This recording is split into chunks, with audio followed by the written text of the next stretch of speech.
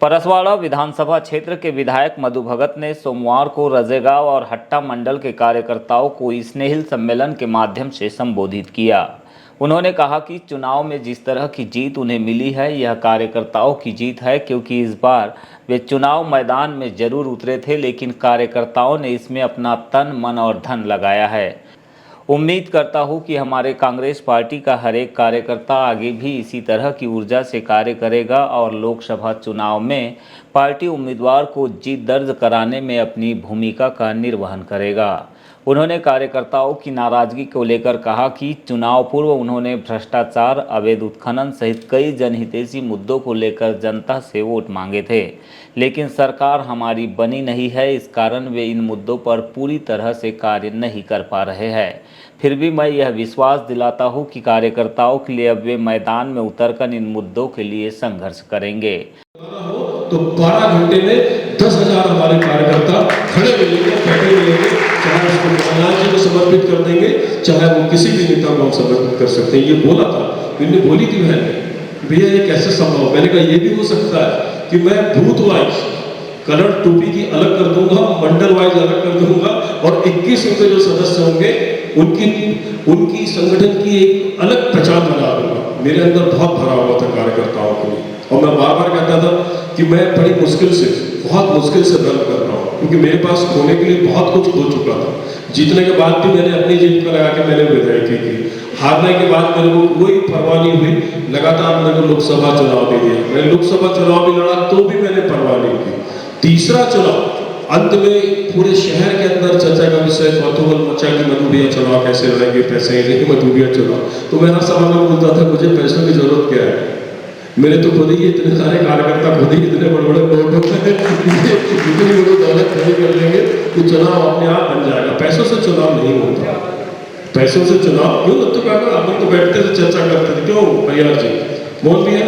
और ऐसे नहीं है, यहाँ बहुत सारे कार्यकर्ता ऐसे बैठे, मेरे को सहज बोलने में कोई तकलीफ नहीं है। मोहन आना जी ने मेरी थोड़ी सी मदद की, थोड़ी सी मदद तुलसी कागज जी ने की, थोड़ी सी मदद इधर ये बैठा हुआ जवान उसने पैसे लगाए, निवेश किसी ने 10,000, किसी ने 50,000, किसी ने मेरे से जितना बन पड़ा मैंने किया। डाली बहन ने अपनी तरफ से मदद की, कोई पैसे की डिमांड। बाबा भैया ये पहला चुनाव जहां हमको बूथ मैनेजमेंट करना पड़ा, जहां हमको एक व्यवस्था देनी पड़ी कि झंडे की ये है, उसकी है, हमको मदद मिली। ये सम्राट सरस्वार जी ने भी हमारी मदद करी, हमारे गुरु भाई ने भी हमको मदद करी, देवेंद्र भैया ने मदद करी। तो ये चुनाव मेरा चुनाव थोड़ा है। विधायक जो बने आप सब लोग, इसलिए तो कहता था मैं कि आप लोग स्वयं विधायक हो, आप लोग अपने आप को कभी भी ये निराश और परेशान मत समझना कि मधु भैया आएंगे तभी हमको मान सम्मान मिलेगा। परसवाड़ा का मधु भगत से जुड़ा हुआ एक एक कार्यकर्ता अपने आप को बलशाली समझे और विधायक समझे, क्योंकि मैं निराश इसलिए हूं कि मेरी सरकार नहीं है। उन्होंने कहा कि रेत के अवैध उत्खनन को लेकर जल्द ही हम घाटों तक पहुंचेंगे और अवैध कार्यों को बंद कराने का प्रयास करेंगे।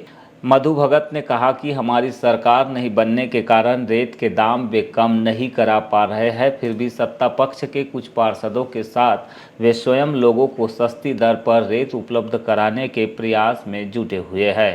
भाजपा के भी 2 विधायक इस कार्य में लगे हुए हैं, जिसे लेकर कलेक्टर बालाघाट से भी चर्चा की जा चुकी है।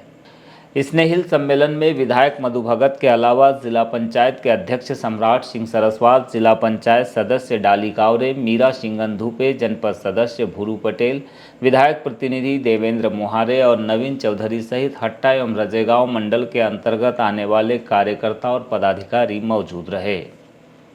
आप लोग इसलिए हताश हो कि आपके पूरे काम नहीं हो रहे, गलत तो नहीं कह रहा हूँ, उसके कारण ये है हमारी सरकार नहीं बनी। हमारी सरकार नहीं बनने का कारण पता नहीं क्या था, उसके ऊपर बहुत बड़ी इंक्वायरी बैठी है कि ऐसी लहर में कमलनाथ जी की सरकार क्यों नहीं बनी, जबकि सब कुछ हो चुका था कि कमलनाथ जी की सरकार बननी तय थी, लेकिन सरकार नहीं बनी।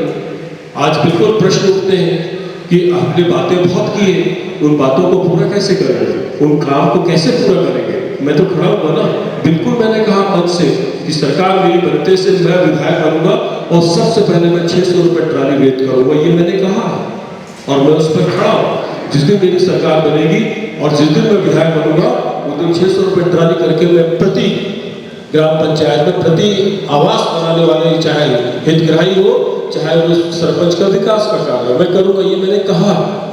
लेकिन मैं अभी अपाहिज सरकार नहीं हूँ। क्यों? क्योंकि अभी जो मोनोपोली चल रही है वो अभी कॉन्ट्रैक्टर की, ठेकेदार की और सरकार की चल रही है। लेकिन लड़ाई ऐसी नहीं कि हमने लड़ी नहीं रेत के लिए। रेत की लड़ाई हम चारों विधायकों ने लड़ी। और खुशी की बात आपको बता दूं कि 2 विधायक जो है उन्होंने भी रेत की लड़ाई के खिलाफ अपना मोर्चा खोला हुआ है, राजकुमार कबराय जी ने और गौरव भारती ने। उन्होंने भी कहा कि हितग्राही को बहुत परेशान, अकेले आपको नहीं मिल रही है 4000 में, ये पूरे समस्त जिले के अंदर इस रेत का यही हाल है, पूरे जिले के अंदर। अगर आप सोच लो कि कटंगी विधानसभा जो भारतीय जनता पार्टी की, वहां अगर सस्ती रेत मिल रही है, लालजी में अगर आप पूछ लोगे तो वहां पे भी नहीं मिल रही है, क्योंकि सरकार ने नहीं बनने की वजह से इसका सामना करना पड़ा। इस लड़ाई को हमने खूब लड़ा, लड़ने के बाद जो निराकरण सामने आया वो ये आया है। उसके लिए मैंने कहा है नवीन चौधरी जी और हमारे ब्लॉक अध्यक्ष श्री देवेंद्र मुखार्जी जी, चूंकि आपके ब्लॉक का मैटर है, आप लोग आज जिला पंचायत में और कलेक्टर समक्ष अपनी बात रखिए, वो आपको देंगे प्रति पंचायत को, पंचायत विकास के लिए 1300 रुपए का रेट तय किया।